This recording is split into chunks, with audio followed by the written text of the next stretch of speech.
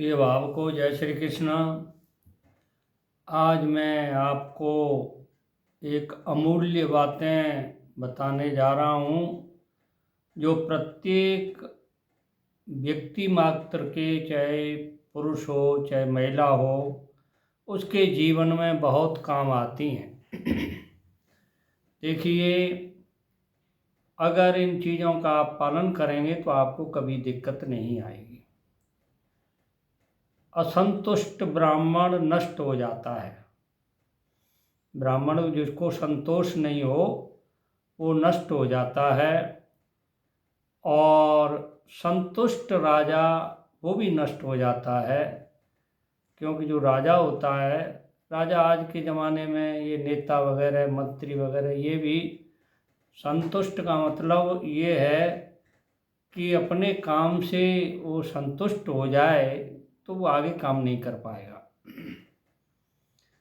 लज्जा करने वाली गणिका वो नष्ट हो जाती है। गणिका का अर्थ मान लीजिए आप क्या होता है।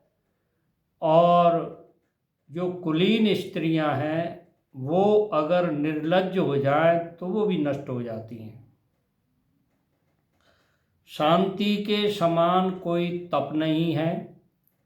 अगर कोई शांति बनाए रखे तो उसके समान कोई तप नहीं है, और संतोष के समान कोई सुख नहीं है। और देखिए, तृष्णा के समान, तृष्णा ममता, तृष्णा के समान कोई बीमारी नहीं है। कितना भी मिल जाए संतुष्ट नहीं होता, तृष्णा नहीं जाती है तो उसको बीमारी लगी रहती है। और जो तृष्णा के ज़्यादा ग्राहक होते हैं तो उनको और भी बीमारियां, बीपी है, शुगर है, हार्ट की बीमारियां इनको लगती हैं। इसके लिए इसके समान कोई बीमारी नहीं है। और देखिए, दया के समान कोई धर्म नहीं है। अगर आप किसी को दया करते हैं या क्षमा करते हैं, दया करते हैं, तो उसके समान कोई धर्म नहीं है। और देखिए, सत्य से पृथ्वी भार सहन कर रही है। सत्येन धार्यते पृथ्वी, यानी पृथ्वी सत्य से ही भार वहन कर रही है हम सबका। और सत्य से ही सूर्य तप रहा है, ये भी सत्य से तप रहे हैं सूर्य भगवान। और देखिए, सत्य से ही सभी चीज़ें प्रतिष्ठित हैं। सत्य से ही वायु चल रही है, सत्य से सर्दी गर्मी ये सब सत्य से हो रहे हैं। तो सत्य को धारण करना चाहिए। अब देखिए, उद्योग जो लोग करते हैं, परिश्रम करते हैं, उनको कभी दरिद्रता नहीं आती। दरिद्रता आती है बैठे बैठे खाने से, या उजूल फजूल की वस्तुएं सेवन करते हैं, उनको दरिद्रता आती है।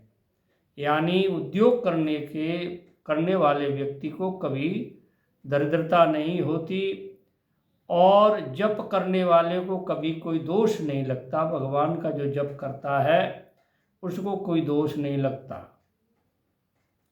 मौन रहने वाले के कलह नहीं होती। जो मौन है, किसी का जवाब नहीं दे रहा है, उसको कोई कलह नहीं होती है। कलह होती है जवाब देने में। इसलिए मौन के समान कोई व्रत नहीं है, इसलिए उसको कलह नहीं होती, दुख नहीं होता, झगड़ा नहीं होता। जो आदमी जाग रहा है, जागने का मतलब है एक तो जागना ही है, और दूसरा अर्थ ये है कि जो सावधान रह रहा है तो उसको किसी से कोई डर नहीं है। सावधान रहे, अपने काम को करे। जागते का मतलब सावधान रहने का, तो उसको कोई भय नहीं है। अब देखिए, विद्या कामधेनु के समान है। जब जरूरत पड़ती है तो विद्या उसको फल देती है, यानी समय पर वह फलदायक होती है, विद्या अगर आपके पास में है तो। इसलिए विद्या ग्रहण करनी चाहिए, कोई भी विद्या हो। प्रवास के समय विदेश में अगर आपके पास विद्या है तो वो विद्या माता की तरह गुप्त रूप से आपकी सहायता करेगी, माता की तरह। अब देखिए, रूपवान कौन है, इसके बारे में बताना चाहता हूँ। कोयल का रूप स्वर से है, रंग से नहीं। और स्त्रियों का रूप पतिव्रत धर्म से है, कलर से नहीं। और कुरूपों का रूप विद्या से है, जो रूपवान नहीं है, कुरूप कहे जाते हैं, उनका रूप विद्या है। और तपस्वी का रूप क्षमा है। इस तरह मैंने आपको कुछ अमूल्य वचन आज आपके ध्यान में लाए हैं। तो ऐसे ही ऐसे वचन मैं आपको देता रहूँगा, सुनाता रहूँगा, और भी आपके काम की चीज़ सुनाता रहूँगा। मेरे चैनल को सब्सक्राइब करिए, लाइक करिए, शेयर करिए। जय श्री कृष्ण।